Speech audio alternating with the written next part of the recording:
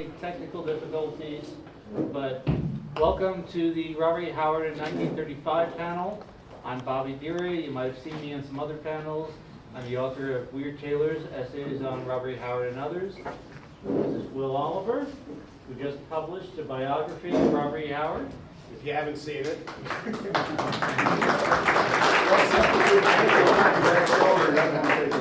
We don't want to see the book. I'm John Bullard. I had the unfortunate duty to be the person that's in charge of the ultimate editions of the collected letters of Robert E. Howard. That's a never-ending job. And I'm also on the board of directors. So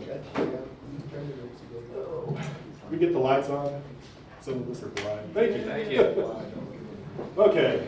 Fortunately, we had a PowerPoint presentation ready to go and can't work it. So we're going to start off. Our talk is on Robert E. Howard in the year 1935.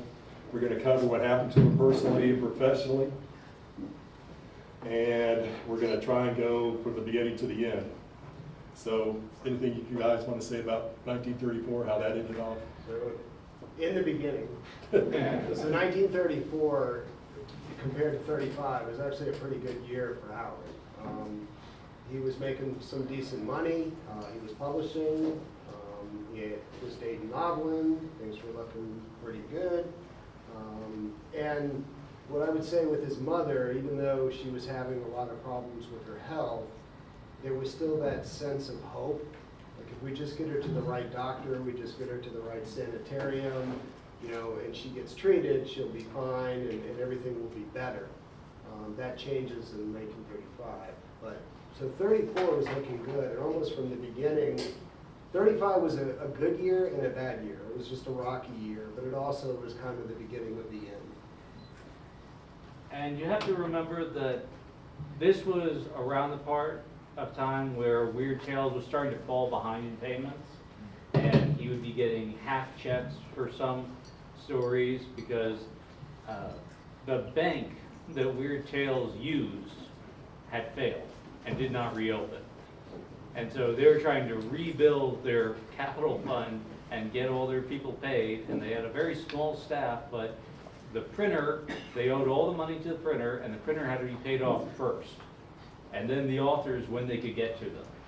So Robert E. Howard was growing in popularity, especially with Conan being a successful series at this point. It had been running for over 2 years, heading into 1935, and it was looking good to continue running as far as he could continue pumping him out.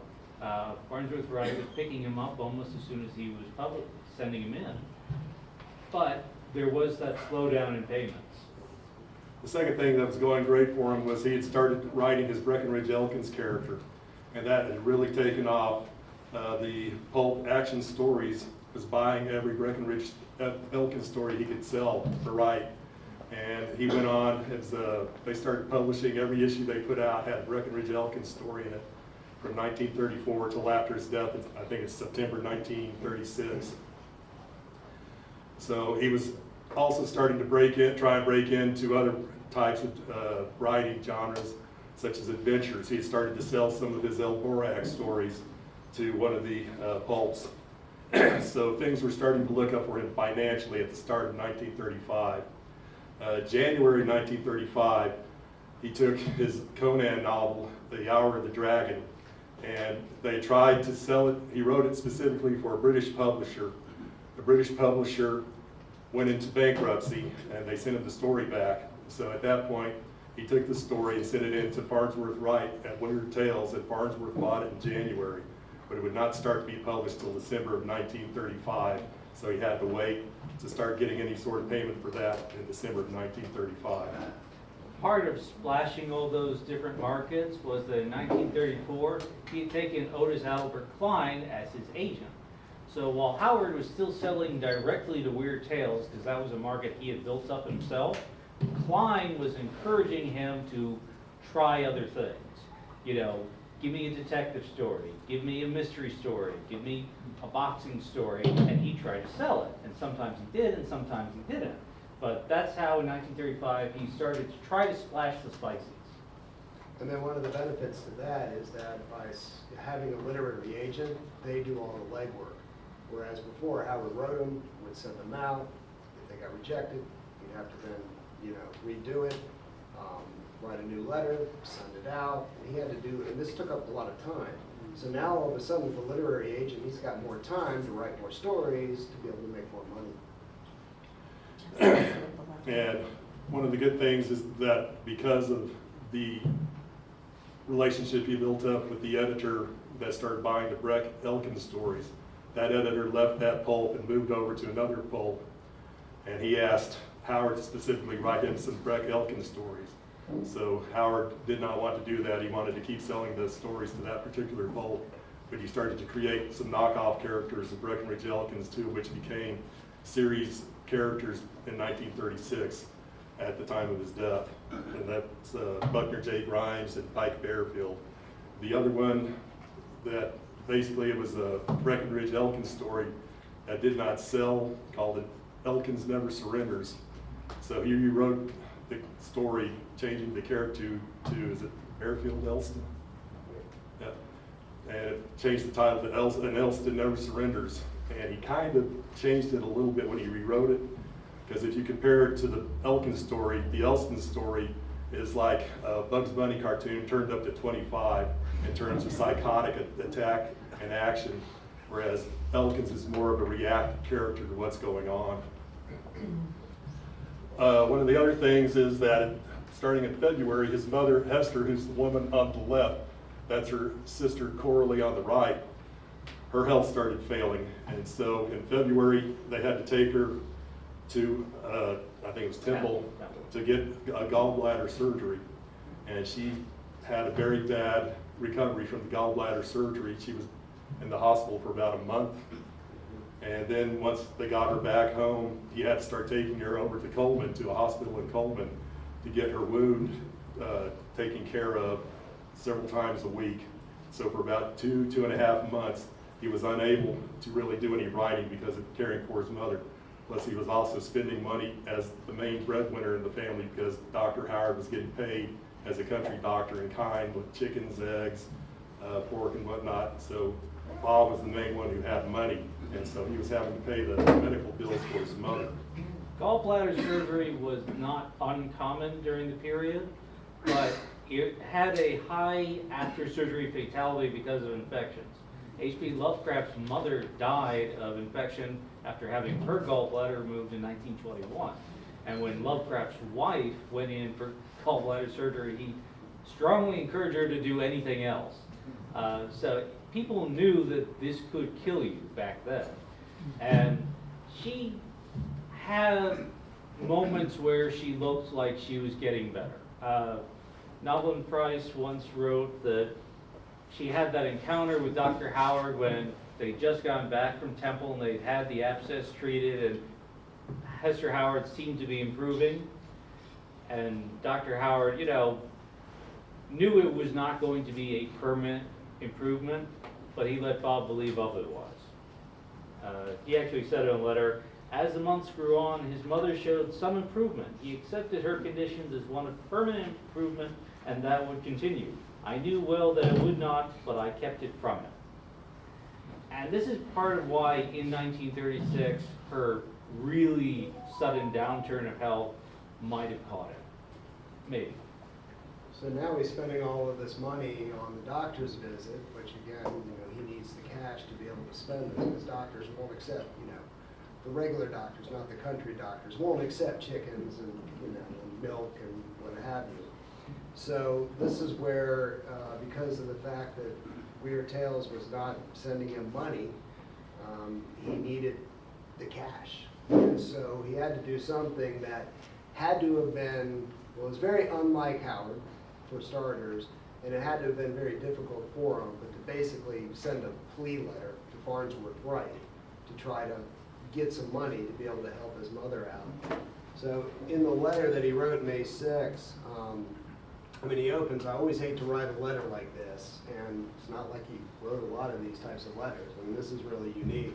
For some time now, I've been receiving a check regularly each month from Weird Tales, half checks. It is true, but by practicing the most rigid economy, I have managed to keep my head above water. Somehow, some way, my family and I have struggled along this far. But if you cut off my monthly checks now, I don't know what in God's name will do. I don't feel that my request is unreasonable. As you know, it's been 6 months since the people of the Black Circle, the story of the check for which is now due me, appeared in Weird Tales. Weird Tales owes me over $800 for stories already published and supposed to be paid for on publication. Enough to pay all my debts and get me back on my feet again if I could receive it all at once. So again, he's having to make this plea, and as Bobby said, Farnsworth Wright is dealing with the banks and the loss of the money, and so Farnsworth Wright is trying to save Weird Tales, which, if you think about it, is going to benefit Howard, but at the same time, Howard's trying to save the life of his mother. It's a little bit different. Howard was also very active in the fan community this year, because it was in 1935 that he did The Challenge from Beyond, a round robin with H.P. Lovecraft, C.L. Moore, A. Merritt, and Frank Belknap Long that ran in the Fantasy magazine. And it was very funny how it came about, because Lovecraft, the first 2 sections by C.L. Moore and A. Merritt didn't do much with the story. You know, they just sort of laid the groundwork. Then it was up to Lovecraft with the 3rd section to do the actual plot. And he laid out his very typical plot and had a scholarly character encountering some aliens and then being transported to a strange far-off world where, horror of horrors, he ends up in the body of a worm. And Robert Howard gets this, so what does he do? Well, being a worm isn't that bad. I'll just kick all the other worms' ass and be king. And that's what he did. And H.P. Lovecraft thought this was the funniest thing in the world. He wrote, Two Gun immediately transformed the scholarly and mild-mannered professor into a raging and sanguinary Conan, while Belknap aired his pet theory concerning man's profound innate savagery. And what it is, Howard and Frank Belknap Long had very different ideas about violence. So when Long followed on from Howard, he followed on the alien stuck in a human's body almost immediately succumbing to nature. So, you know, everybody was true to form, and it's not a great story if you look at it, but if you look at everything that went into it, everybody was being very accurate to themselves. But Howard was being more active in the fanzine, and he started to get more notice in the fanzines. Alvin Earl Perry put forth a biographical sketch of Howard that aired in one of the fanzines, and Frank F. Lee Baldwin tried to write another one, but he was getting his information from Lovecraft, and Perry beat him to the punch. So I just want to read a little bit from a biographical sketch of Robert E. Howard, which ran in the July 1935 issue of Fantasy magazine. Conan, Solomon Kane, King Kull. These names mean action, adventure, romance to thousands of fantasy fans throughout America. They are the heroes of adult fairy tales, rather gory ones, it must be admitted, penned by he who is perhaps the greatest actionist writing fantasy today, Robert E. Howard. This much-read author is a Texan. He was born January 22nd, 1906, in the small village of Peaster, some 45 miles west of Fort Worth, and still resides in the Lone Star State, the further west. And it goes on from there, and this is all information that Howard had supplied to Perry. And it was these early interactions with fandom that helped shape Howard's immediate legacy. When we talk about the probable outline of Conan's career and the publication of the Hyborian Age through the Fantagraph and then the Laney Collective, that all came from Howard's interactions with fandom. So about May, we have a letter that Howard wrote to HPL explaining what was going on with him and what his writing was going to be. He said, lately I've been trying to break into some new markets, specializing on the adventure angle. Top Notch has bought 4 long stories from me, giving me the cover design on the last issue, and I'm trying to make it regularly.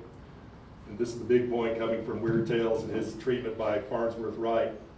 Weird stories offer such a narrow field, and the pay is so low that I may be forced to abandon that style of yarn entirely and devote all my efforts elsewhere, though I'd hate to give up fantasy writing entirely.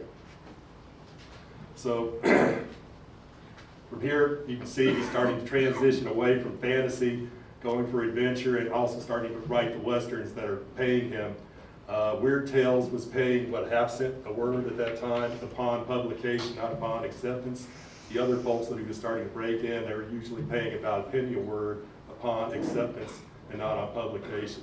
And the problem, as you've heard, is that Weird Tales, due to their financial situation, was only sending him a monthly check, giving him half of what he was owed at the time.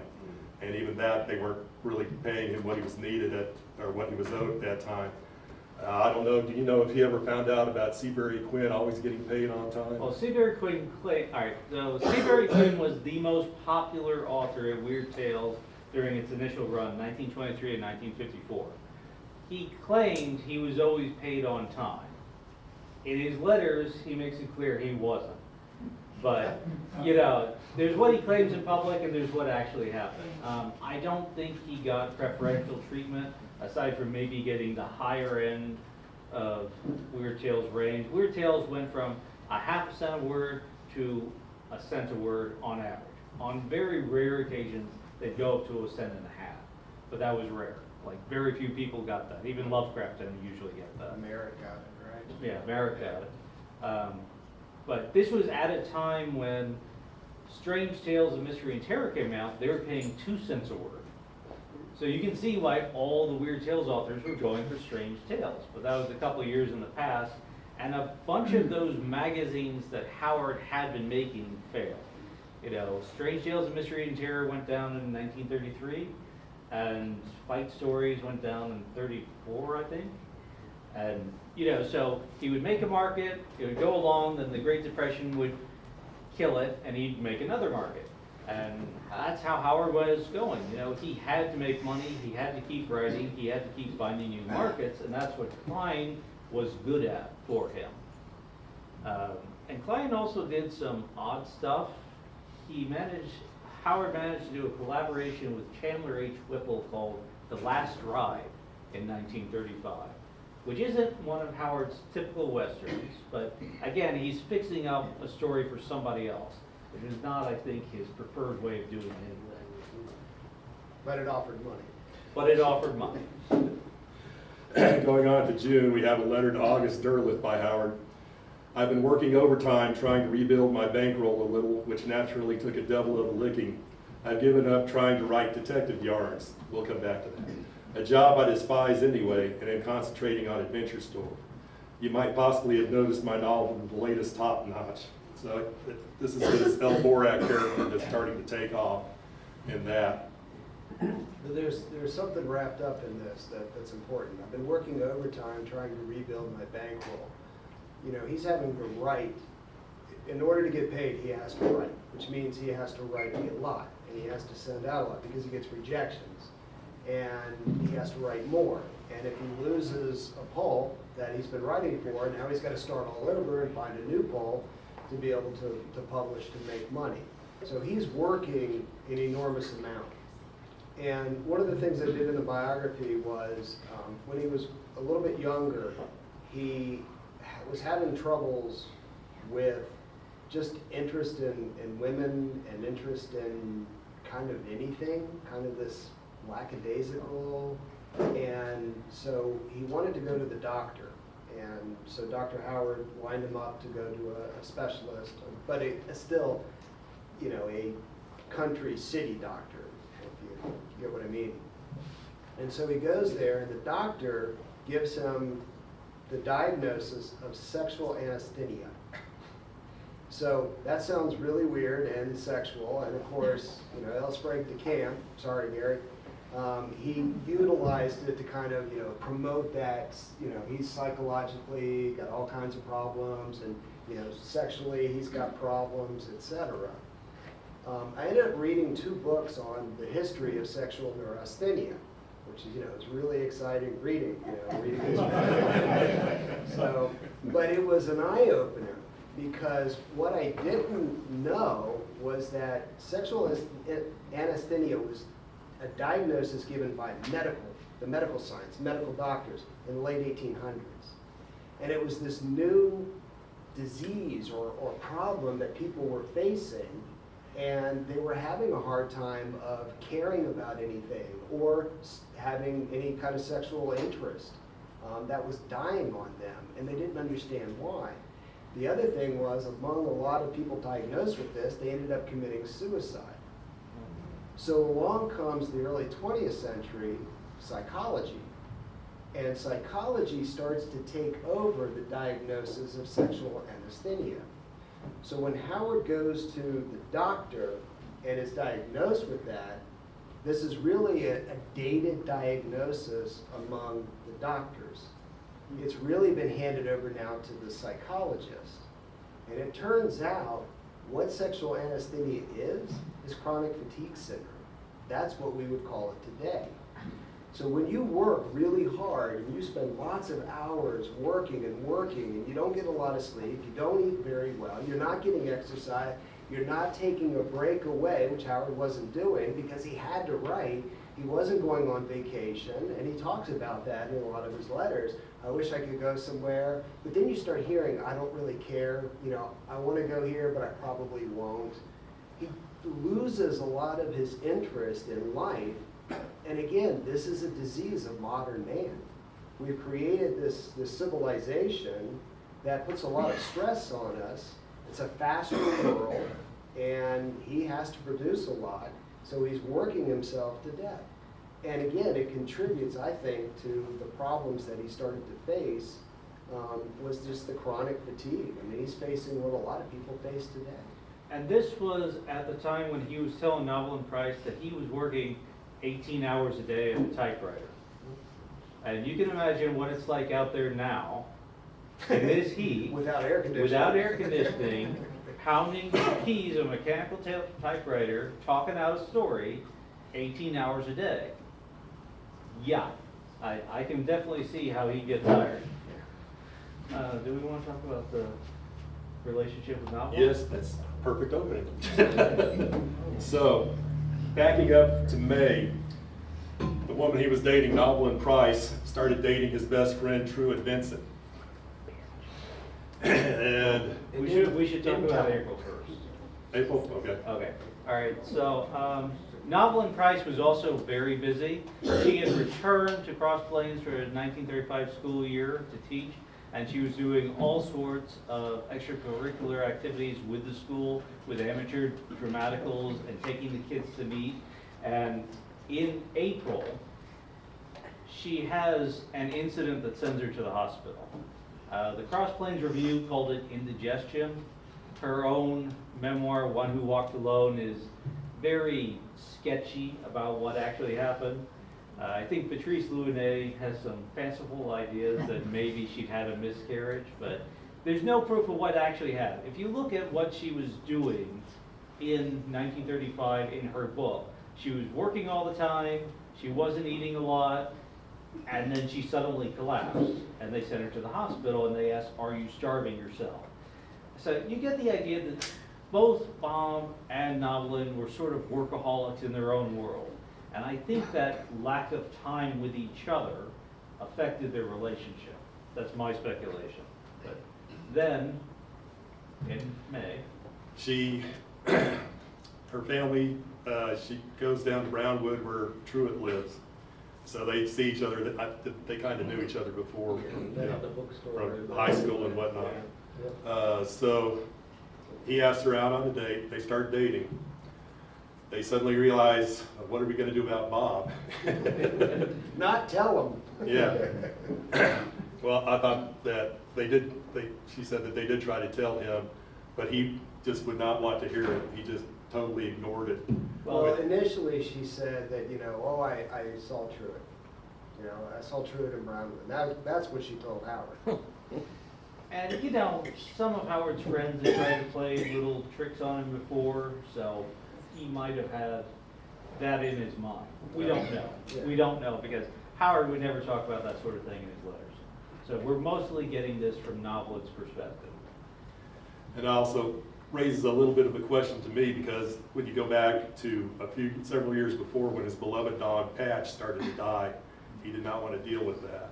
He left town, went to Brownwood, and would call to check and see what's happening, and would find out what was going on with Patch. When Patch finally died and was buried in the backyard, he called and said, "You can come home," so he came home. And isn't Patch cute? He's a cute dog. He's a cute.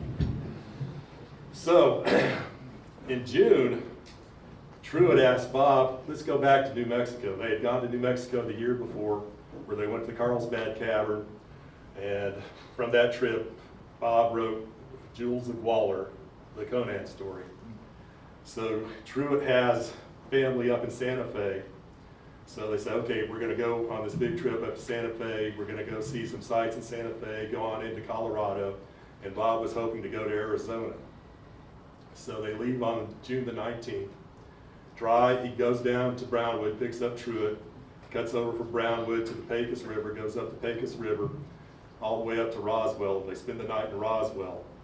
So on June the 19th, while they were in Roswell, he bought 2 postcards that he sent to Novelin. One of the postcards depicted a Mexican man standing in a yard of giant clay earthen pots and was talking about the pot makers there. And the writing on the back of the card was, the beer is lousy. The weather was good, the beer was lousy. I hope you are the same. Yeah. So she thought this was funny. The second card, more interesting, a picture of a rattlesnake swallowing a rabbit. And he just wrote Simon Bob. So you're starting to think, was that him being passive aggressive on the relationship between her and Truett? But we don't know. So the next day, on the 20th, they went on into Lincoln. And Bob loved Billy the Kid. He loved the history of the Lincoln County War. And several of his letters to H.P. Lovecraft and August Derleth, he would recount what happened episode from Billy the Kid's life as it appeared in Walter Noble Burns' book on the life of Billy the Kid, and what happened during the Lincoln County War. So they were really looking forward, or he was really looking forward to going to Lincoln to see the town. So, I'll talk, see if I can find that. And Robert Howard had a great love of the Texas outlaw history tradition. And that's going right up almost until the Great Depression itself and Prohibition with Bonnie and Clyde coming down. He was keen on the idea that these were individualists. These were not people bound by the law, but they were bound by whatever he considered their code of honor, their code of conduct. And this is what he would expound in his letters to H.P. Lovecraft as he's crafting a tale. And you can very much see that in Conan and other characters that are thieves, but they're not dishonorable thieves. It's almost like Raymond Chandler's hard-boiled narcs are, what is a detective? In this story, he is everything. If he is a man of honor in one thing, he is a man of honor in all things. He would not despoil a virgin, but he would definitely enjoy a duchess. That kind of thing is very much Conan at its core. And it's what separates Howard's version of fantasy, that hard-boiled aspect, that realism, and that bit of grit, from the more elevated, moralistic, fanciful fantasy that was more characteristic of the British writers, like E.R. Edison and J.R.R. Tolkien, who would come out with The Hobbit in 1937. But are we there yet? We're there. I can't find the picture, but he's standing. He has a picture taken with a man named Roman Mize, who is the descendant of one of the people who was involved with the Lincoln County War. And he ran a bar across the street from the Lincoln County Courthouse, which was the old Murphy Dolan store during the Lincoln County War. This was also became the county courthouse, and this was the place where once Billy the Kid was captured by Pat Garrett after he was tried and convicted of the murder of Sheriff Brady there in Lincoln, where they were holding him before they were going to execute him. That's where he made his famous escape, where he had 2 deputies watching him, J.D. Bell and Bob Olinger. And Bob Olinger took a bunch of the prisoners that they had across the street to the Wortley Hotel to feed them their lunch. So while that was happening, Billy had J.D. Bell take him out to the outhouse out in back of the courthouse. And somehow it's very garbled on what happened next, but as they came back into the courthouse, Billy was either able to slip off his handcuffs or he was able to turn around and fight J.D. Bell, and he got a hold of the gun. And as Bell was running down the stairs to get it and escape and get away, he shot him in the back. And there's also a bullet hole at the bottom of the steps that everybody says was from one of the bullets that he shot at J.D. Bell, either the one that killed him that passed through his body. And so a lot of Billy the Kid historians, there's a question as to whether, well, was that the actual bullet hole? Was it there, or has it been there all this time since it occurred, or is this something that they created for tourists?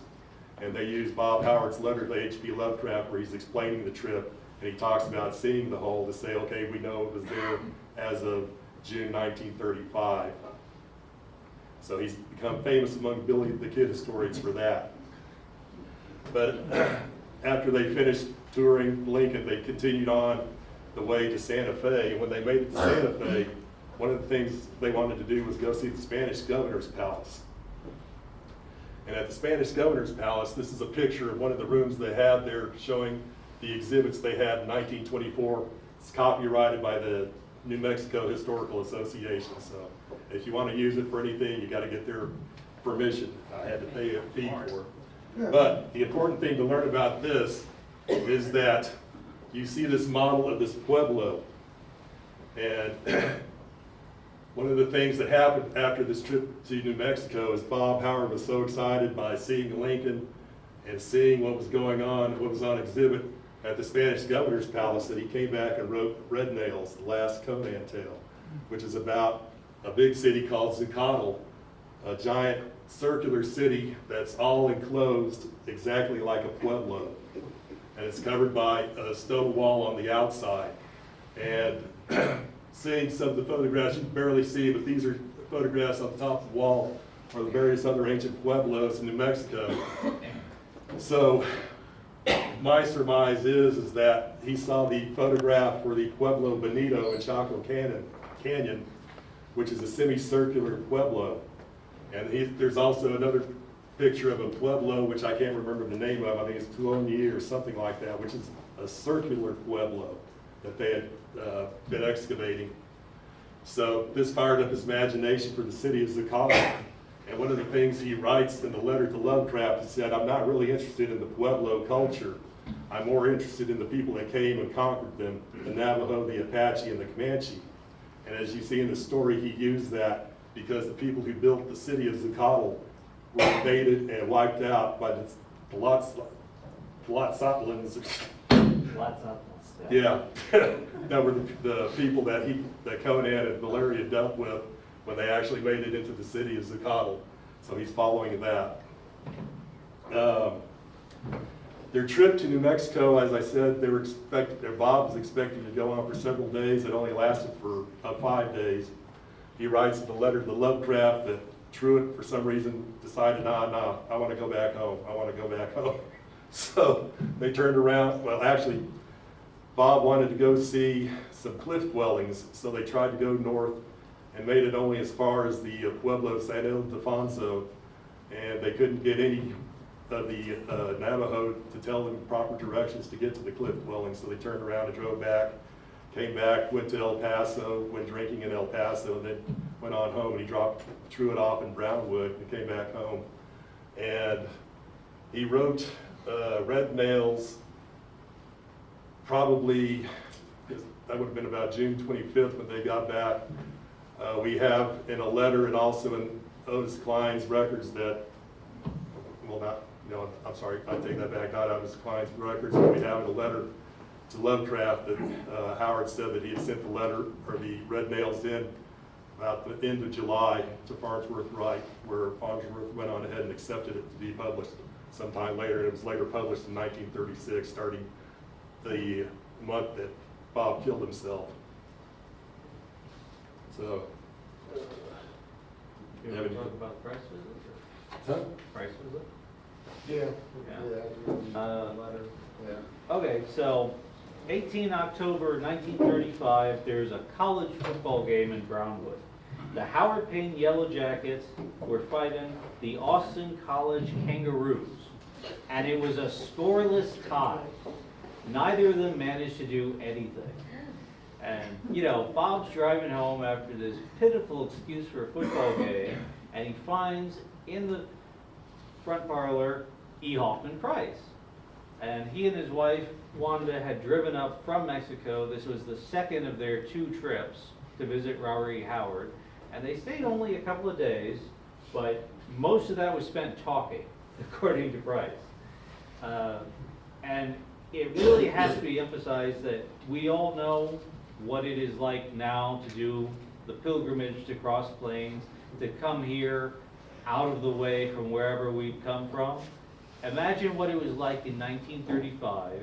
You're driving on unimproved roads, barely above dirt and gravel, in a car with no shocks, no power steering, no regular string of gas stations, and, you know, he's got his 1932 Hudson Terraplane, white knuckle, from Mexico.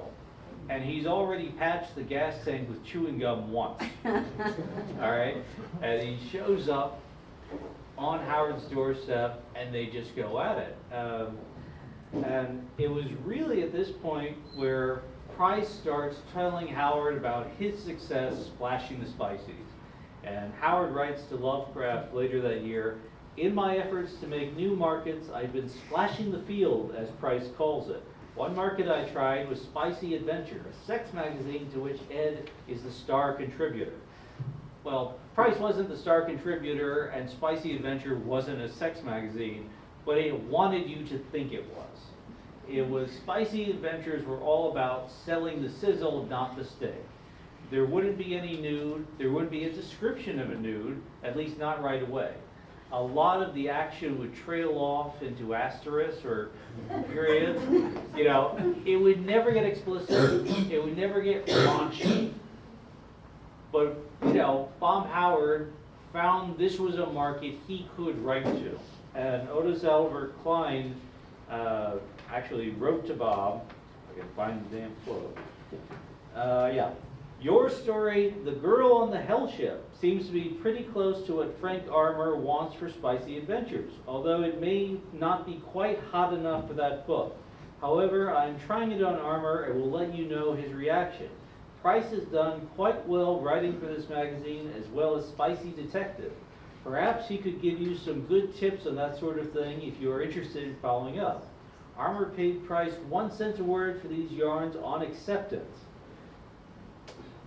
And Howard did these stories not under his own name. He had them published as Sam Walser. And Klein wrote about that, "No, I don't think anyone has any prejudice against your name. However, I do think it wise for you to use a pen name on sexy adventure stories since you are identified with the straight adventure and western field under your own name." And that's really important when you think about Bob's reputation here in Cross Plains. They knew him as a writer, and they knew him as a writer for the pulp magazines. And pulps did not have a high reputation. You know, when Bob comes rushing into the boarding house to show Novel and Price issue of Weird Tales with a semi-naked woman on it grasping a snake, that was slightly scandalous in the 1930s, rural Texas. And there were slightly. And, you know, there were still people when this whole get-together started up that thought of Robert E. Howard as, you know, almost a pornographer. Because they hadn't read the stories, they just knew the reputation. If they'd known he'd actually fit into the spicy pulps, you know, he wouldn't be able to show his face in town. Of course, if you've ever read them, they're not very spicy.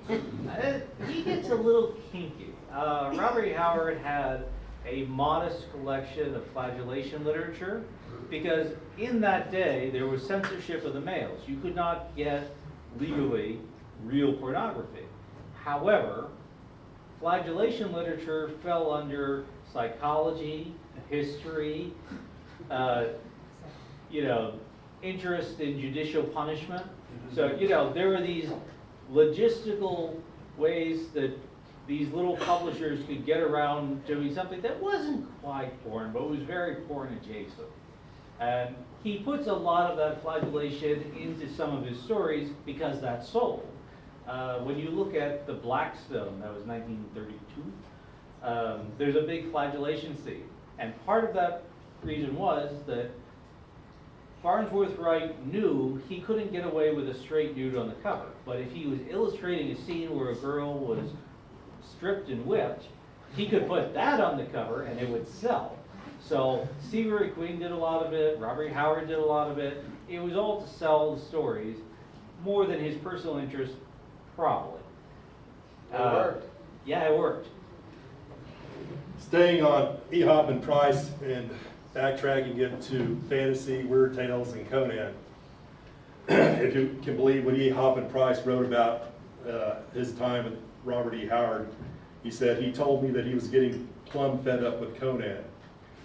When Howard wrote Red Nails, he also wrote a letter to H.P. Lovecraft, and he said about Conan, the last yarn I sold to Weird Tales, Red Nails, and it will maybe the last fantasy I'll ever write, was a 3-part Conan serial, which was the bloodiest and most sexy weird story I ever wrote. Back about July 8th, Novelin reproduces a letter that Howard wrote to her talking about this, and said, indeed, days of leisure are as rare and unusual as candid friends. My time is divided between trying to make new markets to replace defaulting old ones and trying to persuade old ones to pay me what they owe me. Concerning these, my popularity in some quarters seems to be falling off, and I suppose the editors feel they can do without me, forgetting that this has happened repeatedly in the past and that I've always built myself up again with the readers. But this time I don't think I'll go to the trouble of a rebuild. I'll devote my time into breaking into new pastures. I'm neither smart nor subtle, but I have sense enough to know when I'm being played for a sucker. So you pretty much say that this is how he feels about Weird Tales and Farnsworth Wright. And it looks like Red Nails was probably going to be the last Conan story he ever wrote, as I would say that he was probably at that point done with it. Yeah, there is one note in Novelin's book where she writes, Bob said he had an idea for a Conan yard that was about to gel, hadn't got to the place where he was ready to write it. All he'd done so far was make a few notes. And that might have been Wolves Beyond the Border. We don't know, but it's about the right time frame. But yeah, it definitely looks like he was moving on to better paying markets. So you get into November, and now he's writing, you know, for a lot of the pulps, including the Spicies. He also picks up the, starting to write for some of the Weird Menace pulps. If you've seen the Foundation book, the Weird Menace, got the mummy on the cover, Mark Wheatley's great artwork on that one. So some of those stories he was starting to write at that point. But also in November, his mother turns south again and needs to go to Marlin. She had been gone to Marlin for the water treatments that were supposedly helping her. But this time it wasn't working very well. She wasn't really responding like she used to. Meanwhile, Howard's staying there with her. I mean, he's got to drive her out there. She stays there. He would stay at a little house right across the street from it. They would rent it. He would rent it. And then he would continue working on some of these stories while he's there. And they had to leave. And so, I mean, so he's faced with, he's got his responsibilities to his mother to take care of her.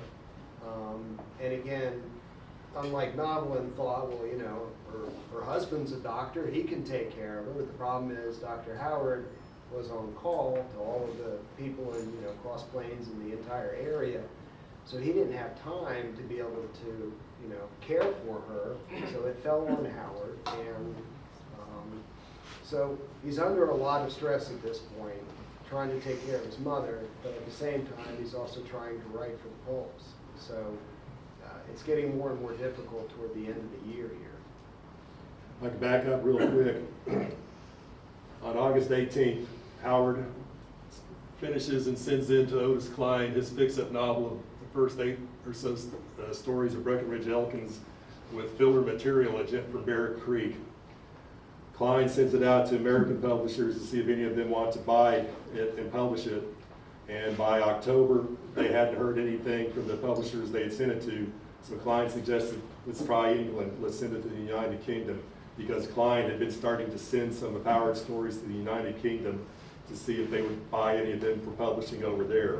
And this was Klein's specialty as an agent, was he had what he called the overseas sales plan. Because you could sell stuff to the American market, first North American serial rights only, and then you could also sell rights to foreign markets like Canada and the United Kingdom, and farther afield to Scandinavia. And all of these rights cost, you know, it was less money coming in, but it was more than you were getting just selling to one market. And Klein kept that up right until World War II, when everything fell to hell. Going back to November, so you heard from Will how things were getting tough for him, for Howard financially. If you remember at the start of it, we read the letter, the excerpt from the letter to August Derleth, where he said he was going to stop writing detective stories because he couldn't get the hang of it.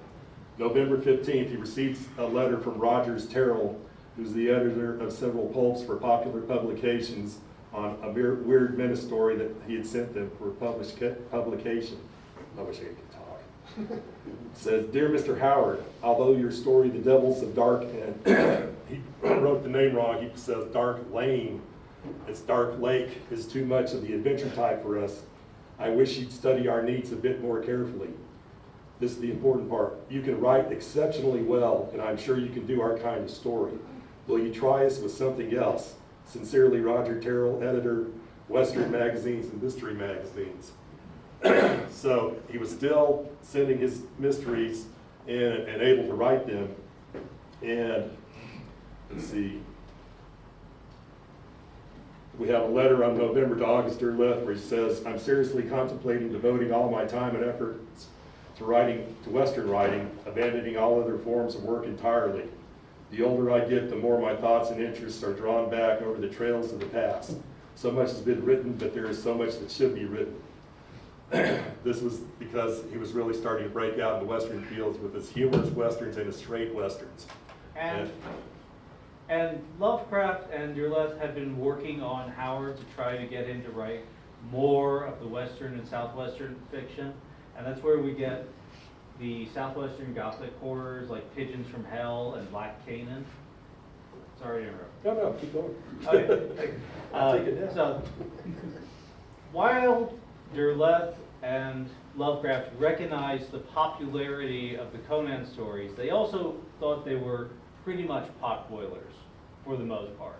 They thought Howard had better stuff in him because they had read his letters. They had read when Howard would wax eloquent about the Southwest and the history and the personalities there, and they wanted to see more of that. And Derleth himself was already leaning into being a regional writer with the Sac Prairie Saga. And Lovecraft thought that Howard could do the same. Now, whether or not that would be any money, we don't know. But it definitely seems that this encouragement did have an effect on Howard. We often talk about how much Lovecraft influenced Howard, but it's not so much the pastiches, it's the encouragement. Lovecraft wanted Howard to be more Howard. He wanted him to continue to write more of the fiction that only he could write. And when people would write to Lovecraft about Robert E. Howard, and he would talk back to them, he would give them his impression of Howard that he got from his letters. And I'm just going to read a part of one here. "He was very bitter and cynical in temperament, but kindly and sympathetic at the same time, extremely brave and conscientious. At one time during his teens, he worked at a drugstore soda fountain. He's seen a good deal of the rough life of oil boom towns and hotly resents the way large Eastern corporations exploit Texas. When he says his life is tame and uneventful, he is thinking only of Western standards. Actually, he sees a vast amount of violence. He sympathizes greatly with outlaws, is really a fanatic on the subject of alleged police prosecutions, unjust arrests, third degree, etc.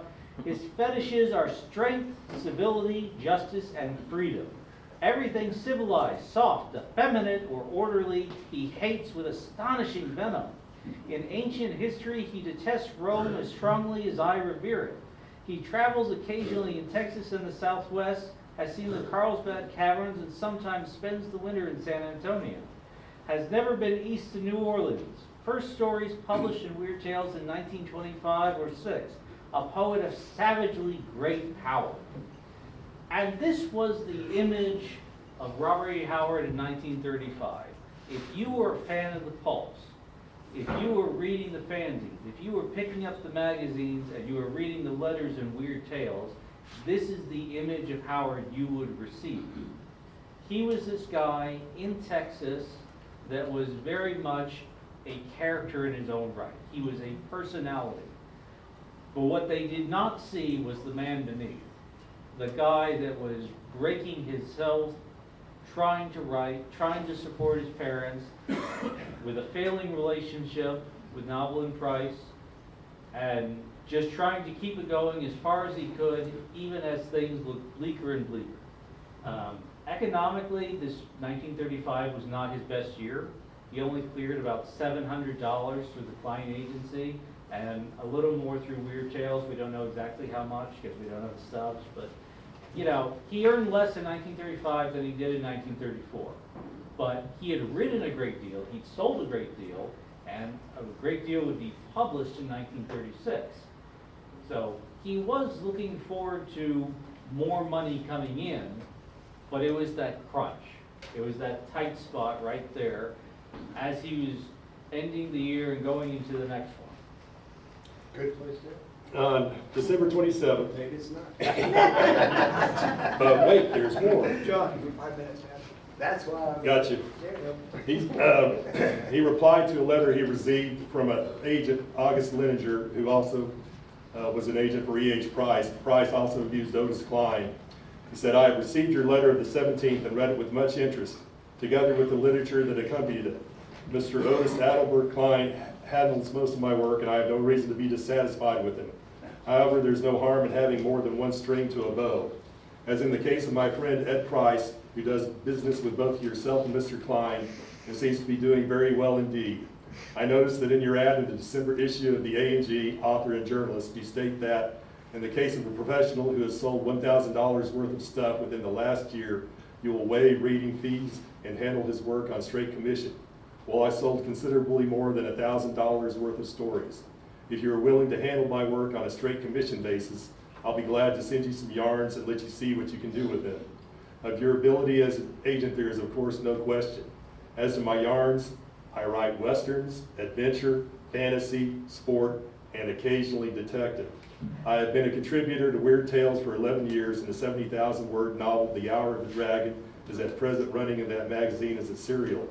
Action Stories is running a series of humorous Western shorts, one of these stories having appeared in every issue of the magazine for about 2 years now.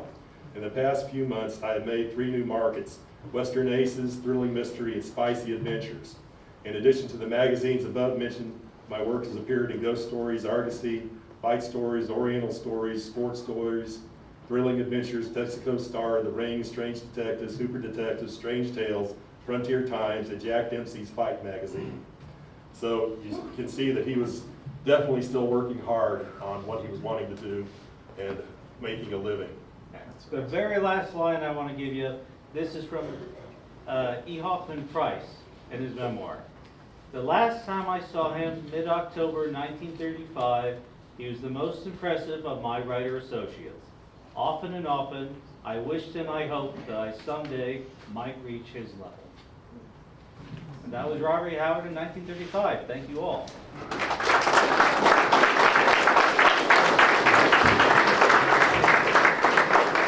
Hey, why don't you do one question? Why don't you do one question? One question. Yep.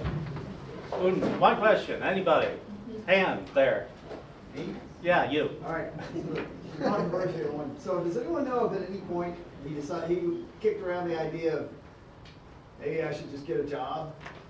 I mean, I know he was a writer. That was what he did. No. Not at this point. If you read Will's book, you will see that He did not want a regular job. He hated a regular job. He hated having a boss. He hated having somebody to tell him what to do. So, And he was earning more than most people in Cross Plains at that point, Cash, well, when they paid. when they bid. When they paid him, he was earning more on payment, but in reality, Yeah. any other questions? Yes, sir. Yeah, I wanted to know, you mentioned that Price, if you can believe what he says. What do you mean by that? He wrote his memoir of the H.P. Lovecraft, Farnsworth White, Otis Klein, Robert E. Howard, several other writers that he knew decades after their death. And so he was going on his memory, plus he also knew how to tell a good story, so it's like, If you go to the gift shop and get Cross Plains Pilgrimage, it talks about that. Listen,